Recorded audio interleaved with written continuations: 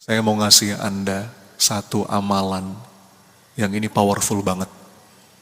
Dan ini punya power buat mengubah hidup. Siapa orang-orang yang akan dapat begitu banyak kenikmatan, kemuliaan hidup? Disebut sama Allah nih Bu.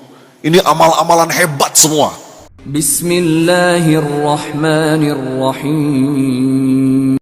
Apa yang bisa Ibu lakukan hari ini?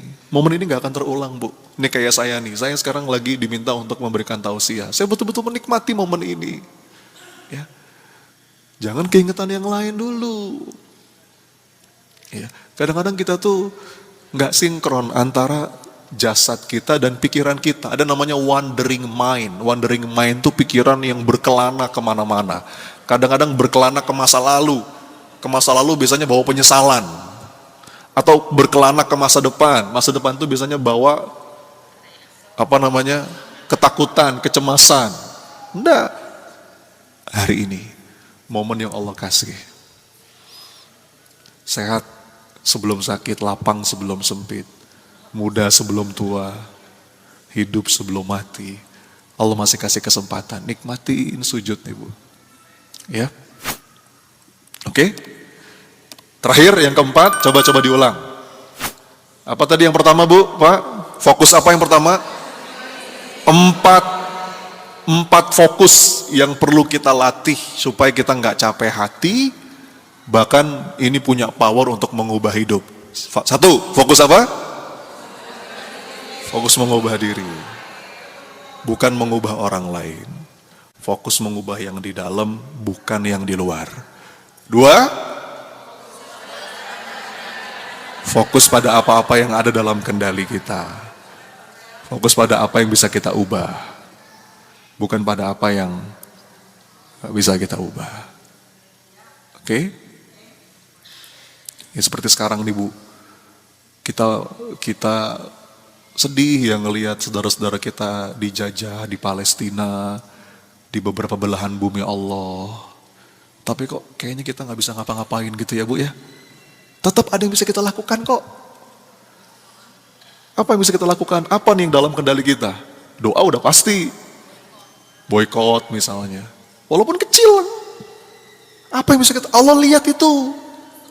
Kita ikut mengedukasi orang tentang kebiadaban Zionis. Minimal nih ibu-ibu pahamkan anak-anaknya. Kita belajar dulu. Jangan-jangan kita gak ngerti itu Masjidil Aqsa. Kita gak ngerti Baitul Maqdis. Kita mesti paham dulu. Gimana kita bisa menjaga Aqsa kalau kita gak paham. Ya. Kita ngaji, kita solehkan diri, kita kuatkan diri, kuatkan keluarga. Lama-lama nanti mudah-mudahan umat jadi kuat. Gitu ya Bu ya. Jadi apa yang dalam kendali kita? Mungkin kita concern dengan sesuatu yang itu jauh kayaknya gak bisa kita gapai. Tapi bisa kita turunkan. Oke, apa nih? Ya, kita mencaci koruptor. Wah Indonesia pejabat itu korupsi, banyak koruptor. Jangan-jangan kita untuk hal yang kecil juga korupsi. Betul Bu? Ya, iya, sekarang tuh Bu yang namanya korupsi dari hal yang kecil. Di kantor mungkin bapak-bapak kadang-kadang yang kecil kita merasa biasa-biasa saja. Ya. Jadi apa yang dalam kendali kita? Udah mengubah diri mulai dari apa yang ada dalam kendali kita. Yang ketiga tadi apa? Fokus di sini, kini. Bukan nanti-nanti. Hadir penuh, sadar utuh. Ibu latihan jangan terbiasa multitasking. Iya. Kadang-kadang kita suka kejebak multitasking. Latihan mindful. Kalau lagi makan ibu latihannya ya, nikmatin makannya. Handphone taruh dulu. Coba deh Bu, tiap suap nasi itu. Ya Allah.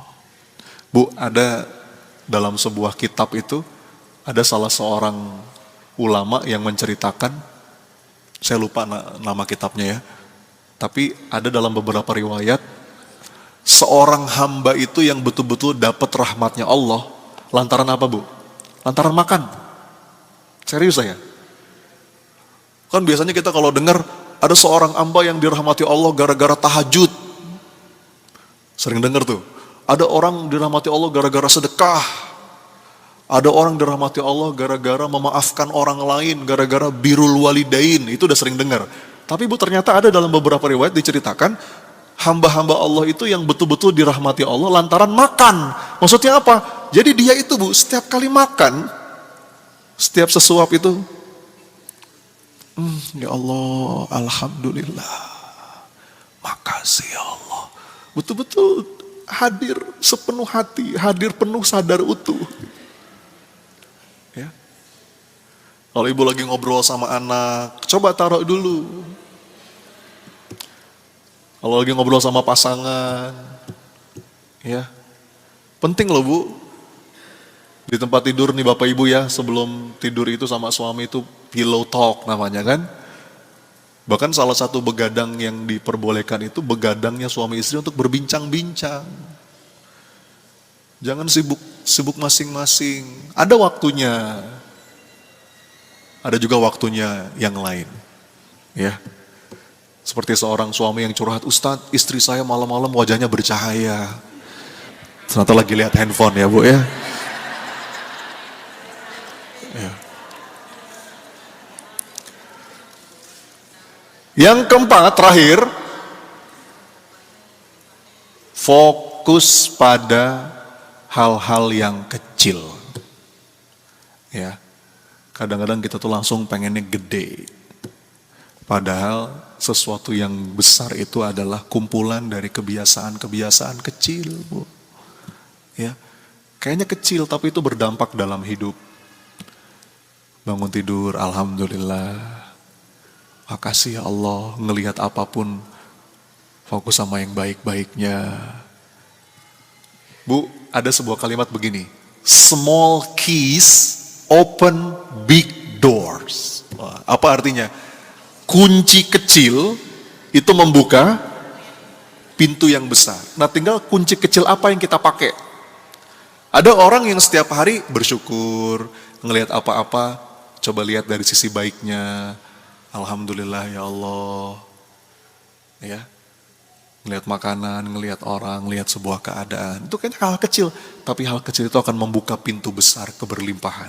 Tapi ada orang yang menggunakan kunci kecil berkeluh kesah. Kayaknya kecil tuh, nyinyir, julid. Siapa di sini yang tergabung dalam komunitas juliders? Ada nggak? Atau nyinyirun? Ya Bu ya. Itu akan membuka juga pintu besar penderitaan.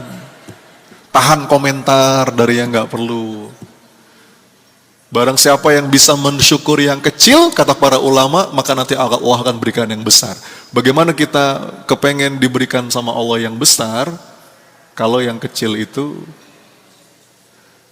belum mampu kita syukuri. Ya, so Bu, yuk supaya nggak capek hati, kita menata diri untuk bisa fokus di 4 hal ini. Apa aja?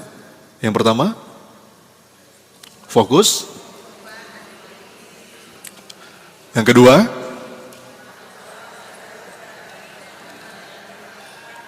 yang ketiga, yang keempat, termasuk juga fokus gitu ya, menyadari dosa-dosa kecil, jangan meremehkan yang kecil, perbanyak istighfar. Bu, terakhir sebagai penutup nih, saya mau ngasih Anda satu amalan yang ini powerful banget. Dan ini punya power buat mengubah hidup. Mau tahu nggak? Kalau nggak mau tahu nggak apa-apa, saya nggak jadi ya. Mau tahu nggak? Saya terus terang lagi mendawamkan ini dan saya mau ngajak juga Bapak Ibu supaya saya dapat amal jariahnya. Bu, ini kayaknya amalan ringan. Tapi Allah itu menyandingkan amalan ringan ini dengan amal-amal hebat yang lain. Tahu nggak amalannya apa? Beristighfar di waktu sahur. Apa Bu? Wal mustaghfirina bil ashar. Saya bacain ayatnya ya. Kata Allah, Qul a'unabbi'ukum bi khairim min dzalikum lilladzina takau inda rabbihim jannatun tajri min tahtihal anharu khalidina fiha wa azwajum mutahharatu wa ridwanu minallah wallahu basirum bil ibad. Siapa orang-orang yang akan dapat begitu banyak kenikmatan, kemuliaan hidup? Alladzina yaquluna rabbana innana amanna faghfir lana dzunubana wa qina adzabannar. Anda perhatikan. As-sabirina was-sadiqina wal qanitina wal munfikina wal mustaghfirina bil ashar. Ibu lihat ya urutannya ya. Ini yang disebut sama Allah nih Bu. Ini amal-amalan hebat semua. Yang pertama, as-sabirin, orang-orang yang sabar. Was-sadiqin, orang-orang yang teguh dalam kebenaran. Wal qanitin, orang-orang yang taat betul sama Allah. Wal munfikin, orang-orang yang bersedekah, baik itu lapang ataupun sempit. Dan yang terakhir, wal mustaghfirina bil ashar, orang-orang yang beristighfar di waktu sahur. Bu, ini saya bilang, wah, kalau misalnya ya Bu ya, saya masih jauh Ustadz dari sabar. Saya belum bisa mungkin jadi orang sabar, saya belum bisa jadi orang yang benar-benar taat. Kadang-kadang masih suka ngaco Ustadz. Saya belum bisa bersedekah jor-joran. Minimal Bu, yang terakhir nih. Apa yang terakhir tadi? Wal mustaghfirina bil ashar. Jadi Bu bangun, gak usah banyak-banyak. Bangun sebelum subuh, ya. 20 menit, 15 menit sebelum subuh. Coba aja sholat tahajud juga nggak usah banyak-banyak. Mungkin 2 rakaat plus witir, duduk. Astagfirullah. Bu, itu melembutkan hati. Itu melembutkan hati. Kecil, dikit. Bahkan dalam hadis yang sangat terkenal, di antara amal yang dicintai Allah itu yang dawam meskipun kecil. Kita istighfar dulu yuk. Astaghfirullah.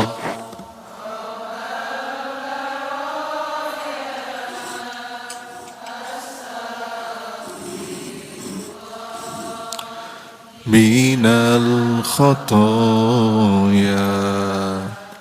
Astaghfirullah.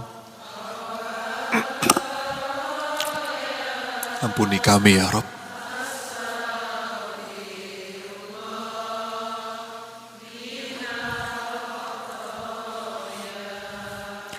Hidup di dunia sebentar saja, sekedar mampir, sekejap mata. Jangan terpesona, jangan terpedaya. Akhirat nanti tempat pulang kita. Akhirat nanti hidup sebenarnya. Astaghfir Rabbal baraya.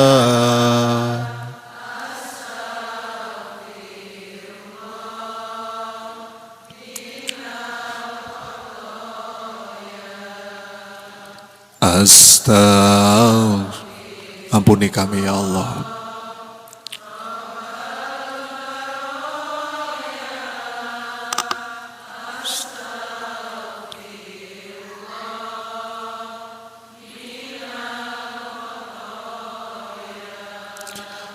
Barang siapa Allah tujuannya, niscaya dunia akan melayaninya.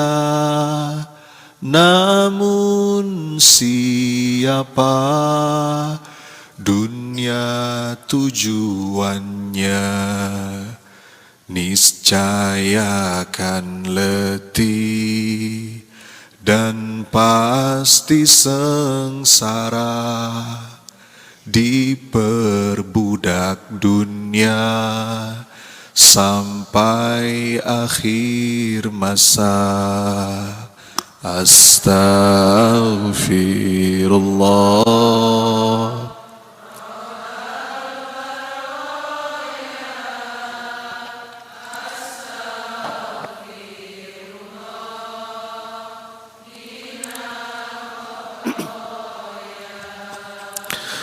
Astaghfirullah Rabbal baraya.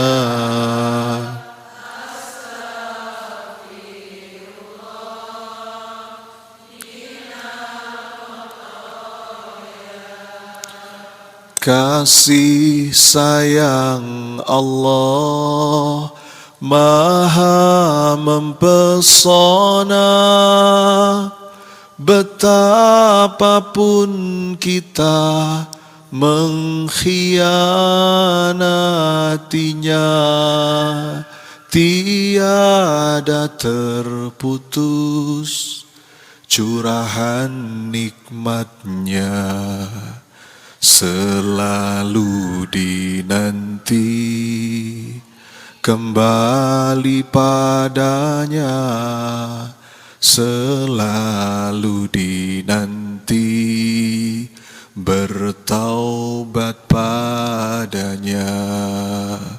Astaghfirullah.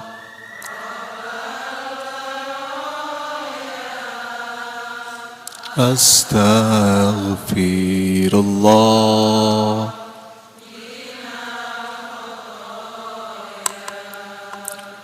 Astaghfirullah.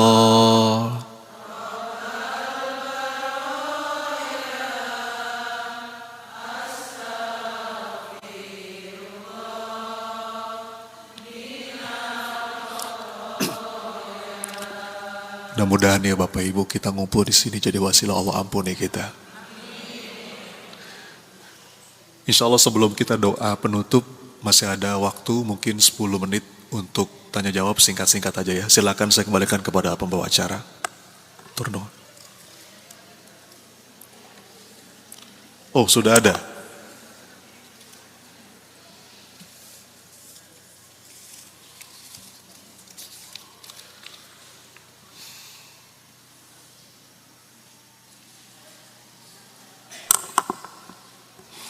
Assalamualaikum Ustaz. Izin bertanya. Saat ini saya sedang punya kecemasan. Saya mau menikah dalam waktu dekat ini Ustaz. Tapi saya punya kecemasan dan ketakutan. Takut rumah tangga banyak masalah. Takut mendidik anak. Dan lain-lain sebagainya Ustaz. Bagaimana cara kita mengatasi kecemasan ini? Rumah tangga banyak masalah, Bu?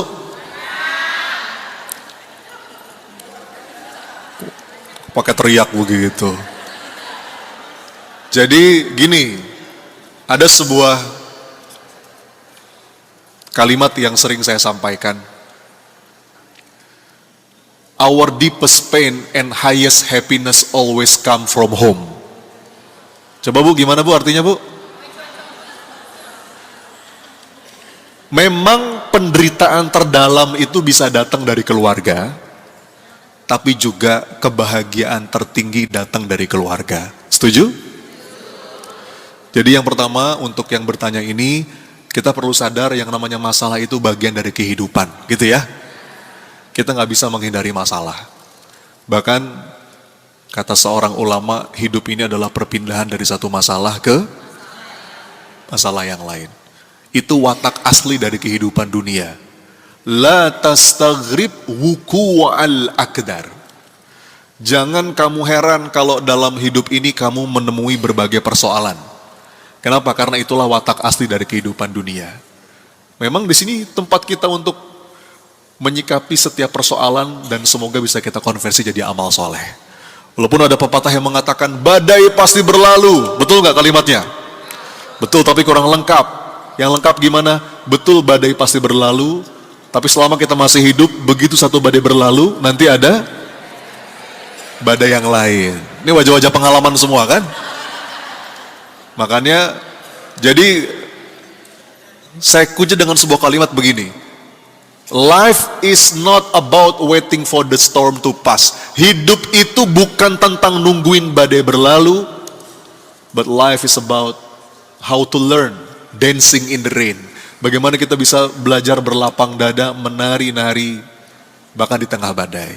Jadi jangan takut dengan masalah ya, teteh. Justru kadang-kadang masalah itu jadi asbab kita naik derajat. Luruskan niatnya, bismillah, menikah itu mengundang banyak sekali keberkahan. Menikah itu mengundang rezeki. Dan diniatin mudah-mudahan bisa jadi jalan untuk punya keturunan penerus sujud kepada Allah. Amin. Ustadz, apakah sudah benar sikap kita bila kita menjauhi teman yang mengadu domba dan bersikap playing victim? Saya membatasi dalam berinteraksi. Betul? Kadang-kadang perlu, ya Bu. Ada yang namanya boundaries. Kita perlu punya batasan-batasan. Dan itu diperbolehkan. Ya. Kalau kita rasa dengan berinteraksi terlalu sering itu malah membawa mudorot, ya, kita boleh diperbolehkan menjaga jarak, batasan, dengan niat buat jaga hati, buat recovery jiwa, supaya nggak jadi kemudorotan. Meskipun bukan berarti kita betul-betul mengucilkan diri untuk kemudian tidak berinteraksi dengan manusia yang lain. Jadi diperbolehkan insya Allah. Assalamualaikum, yang mau saya tanyakan Ustadz, ada sikap dari anak saya yang kurang saya sukai dan kurang baik. Apakah itu hukuman dari dosa saya Ustadz? Apa yang harus saya lakukan agar anak saya bisa berubah jadi lebih baik dan jadi amal soleh? Yang perlu dilakukan, yang pertama fokus mengubah diri. Yang kedua fokus dalam kendali. Yang ketiga, apa tadi? Tadi ya. Jadi gini, ini bagus Bu.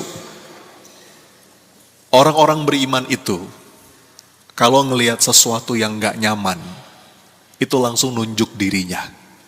Itu bagus. Ya. Bahkan para salafus soleh itu Bu, jangankan ngelihat anak. Mereka mengajarkan sekedar ngelihat tikus yang mengganggu di rumah. Ngelihat kecoa yang mengganggu di rumah, itu langsung ingat apa? Ya Allah, ini diundang oleh dosaku. Apalagi ngelihat anak. Jadi itu bagus Bu. Selama kita tidak terjebak dalam perasaan bersalah yang akhirnya malah mengutuk diri. Nah itu yang gak boleh. Kalau akhirnya mengutuk diri, ini memang gara-gara aku yang buruk, itu jadi gak boleh. Tapi kalau kita ngelihat anak kok begini ya, astagfirullah, ini dosa saya. Ya, Bu, langsung beristighfar, bertaubat. Nanti insya Allah jadi solusi itu Bu. Jadi sudah, sebagaimana yang tadi saya sampaikan di awal, kalau kita pengen mengubah siapapun, termasuk mengubah anak, ada waktunya kita memberikan nasihat. Tapi ada waktunya kita memulai dari diri. Dan tadi ya, doa seorang ibu itu se-powerful doa seorang nabi kepada umatnya. Ini banyak banget. Terakhir ya Bu ya, sebelum kita tutup dengan doa bareng. Assalamualaikum Ustadz, izin bertanya, jika dihina, direndahkan, itu kan memang di luar kendali kita. Lantas bagaimana kita meredam sakit hati itu Ustadz? Karena memang faktanya sakit hati. Gini Bu, kita perlu punya kesadaran. Coba Bapak Ibu dengerin deh. Ada orang menghina kita, ada orang ngomong jelek tentang kita, menjelek-jelekan kita. Ini tipsnya ya.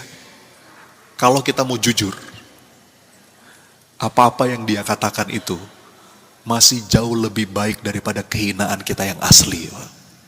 Setuju gak? Allah itu punya sifat maha menutup aib Bu. Kadang-kadang kita gak mau jujur. Ya, itu udah sifatnya Allah. Allah tuh maha menutup aib. Kalaupun misalnya ya ada aib-aib kita yang kebuka, terus dengan itu orang menjelek-jelekan kita kita niatkan mudah-mudahan ya Allah rasa sakit hati ini jadi penggugur dosa hamba. Dan itu tuh masih jauh lebih baik sebenarnya. Misalnya saya dihina, Ustadz Sony banyak ngomong. Alhamdulillah ya Allah, dia cuma tahu saya banyak omong, dia nggak tahu saya banyak utang, banyak masalah. Kita akan jauh lebih ringan Bu kalau begitu.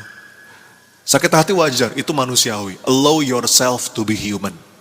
Jangan disangkal, nggak apa-apa ya Allah. Tinggal adukan kepada Allah. Itu meredam banget Bu. Mengadu kepada Allah itu penyembuh bagi jiwa yang hampa, pikiran yang bimbang, dan hati yang terluka. Ya Bu ya. Boleh nggak kita ngadu kepada manusia? Boleh nggak?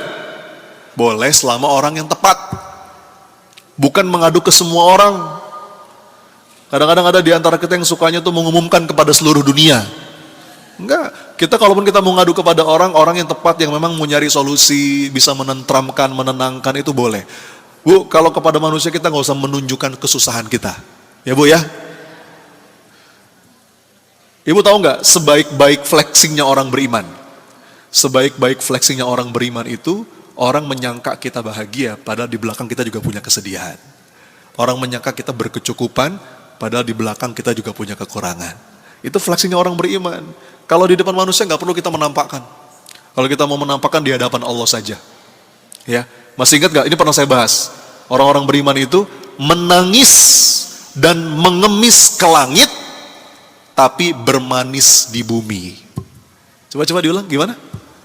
Menangis dan mengemis ke langit, tapi bermanis di bumi. Para sahabat juga sama Bu, ada masalah, ada sakit hati, ada luka, lalu dia tumpahkan di atas sajadah. Lalu akhirnya setelah tumpah, berhadapan dengan manusia, nggak bersisa kecuali wajah yang cerah ceria. Gitu ya Bu. Salah satu tips dari saya untuk meredam segala luka itu adalah mengadu kepada Allah dan menyibukkan diri dalam amal soleh. Kalau lagi sakit hati jangan ngurung diri di kamar. Sibukkan diri dengan amal soleh. Itu juga obat penyembuh, insya Allah. Ya Bu ya. Bagi Bapak Ibu yang kepengen lebih detail bahasannya, silakan follow, subscribe YouTube saya. Ya. Jangan lupa subscribe, like, and share. Saya sudah cukup banyak membahas tentang bahasan seputar ini. Ya. Kalau di TikTok, kalau di Instagram kan video-video pendek ya Bu. Kalau mau yang lebih panjang itu di YouTube. Insya Allah mudah-mudahan apa yang ibu-ibu tanyakan terjawab. Yuk kita doa yuk. Angkat tangannya. Hadirkan hatinya. Bu, Pak, saya nggak pernah bosan ngingetin. Kalau datang ke majelis ilmu itu, yang mestinya paling ditunggu itu sesi doanya. Karena doa di majelis ilmu itu mustajab banget. Ya Bu ya. Beneran, doa di majelis ilmu itu Masya Allah. Makanya sering-sering datang ke majelis ilmu Bu. Materinya lupa gak apa-apa. Tapi minimal kita dapat kesempatan berdoa bareng. Ya, karena ini mustajab. Kalau ibu lagi ke Madinah, apa yang tempat paling diincar Bu? Raudhah. Kenapa coba? Kenapa? Karena di sana mustajab Ustaz. Majelis ilmu juga kata para ulama, Raudhah min riyadil jannah. Taman di antara taman-taman surga. Jadi Bu, mari kita angkat tangan kita. Kita hadirkan hati kita. Astagfirullah, astagfirullah, astagfirullah. Salawat kepada Nabi. Allahumma salli wa sallim wa barik ala Muhammad wa ala alihi wa ashabihi ajmain.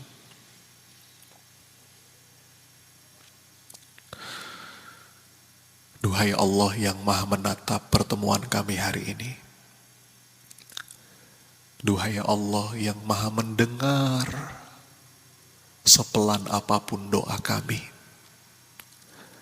Ya Allah, Engkau janjikan majelis ilmu ini saat mustajab. Maka ya Rabb, kabulkan doa kami.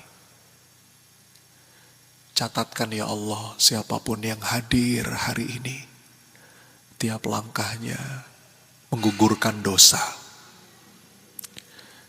Catatkan ya Allah, siapapun yang hadir di sini tiap langkahnya mengangkat derajat.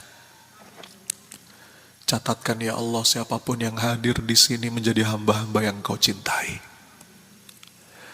Ya Allah, kalau ada di antara kami yang sedang sempit, lapangkan. Kalau ada di antara kami yang sedang sulit, mudahkan ya Rabb. Kalau ada di antara kami yang sedang sakit ya Allah, baik sakit fisiknya ataupun sakit hatinya, pulihkan ya Rabb. Kalau ada di antara kami yang sedang berat ya Allah, apapun judul persoalannya, ringankan ya Allah, kuatkan pundaknya. Kalau ada di antara kami yang masih punya hutang ya Allah, lunaskan ya Rabb. Jangan biarkan kami wafat dengan meninggalkan banyak hutang. Ya Allah, jadikanlah pasangan kami, anak keturunan kami soleh, soleha. Rabbana hablana min azwajina wa zurriyatina qurrata a'yun waj'alna lil muttaqina imama.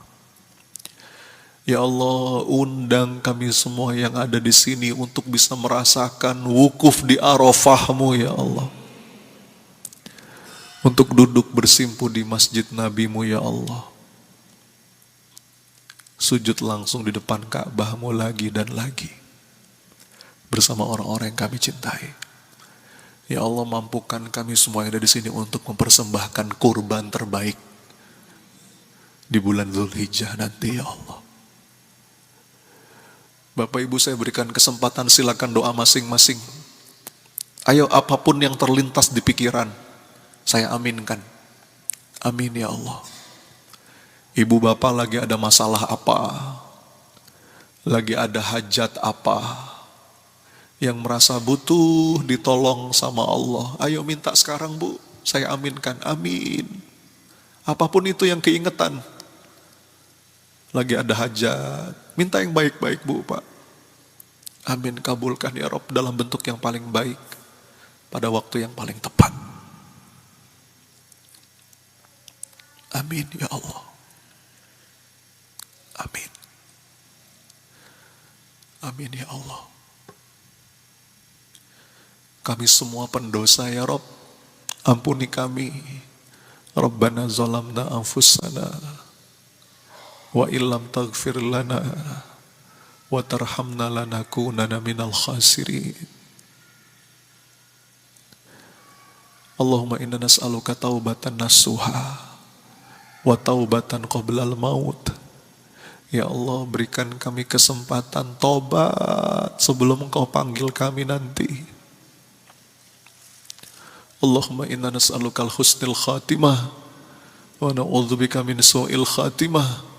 Ya Allah, jadikan akhir hidup kami nanti akhir yang baik. Kami wafat husnul khatimah ya Allah. Ya Rob, hati kami masih terbolak-balik. Ya muqallibal qulub, tsabbit qulubana ala dinik. Tuntun sisa umur kami ya Allah di jalan ketaatan. Rabbana atina min ladunka rahmah wa hayyi' lana min amrina rasyada. Ya Allah, kuatkan dan bangkitkan umat ini ya Allah. Mulai dari kami dan keluarga kami. Allahumma a'izzal Islam wal muslimin. Ya Allah, muliakan orang tua kami. Kalau mereka masih ada ya Allah, izinkan kami bisa membahagiakan mereka. Kalau mereka sudah tidak ada ya Allah, tempatkan mereka di tempat terbaik di sisi-Mu. Ampuni dosa-dosa mereka ya Allah. Rabbana ighfir lana wa liwalidina warhamhuma kama rabbayana shighara. Ya Allah, terima ibadah kami, terima salat kami, ruku sujud kami, sedekah kami, puasa kami, tilawah kami. Hanya untuk-Mu ya Rabb, agar Engkau ridha. Rabbana taqabbal minna innaka antas sami'ul alim wa tub alaina innaka antat tawwabur rahim. Rabbana atina fid dunya hasanah wa fil akhirati hasanah wa qina adzabannar. Ya Allah, karuniakan kami kebaikan, kelapangan, kebahagiaan dunia dan akhirat. Rabbana wa taqabbal du'a ya sami'at du'a. Amin amin ya rabbal alamin. Walhamdulillahi rabbil alamin.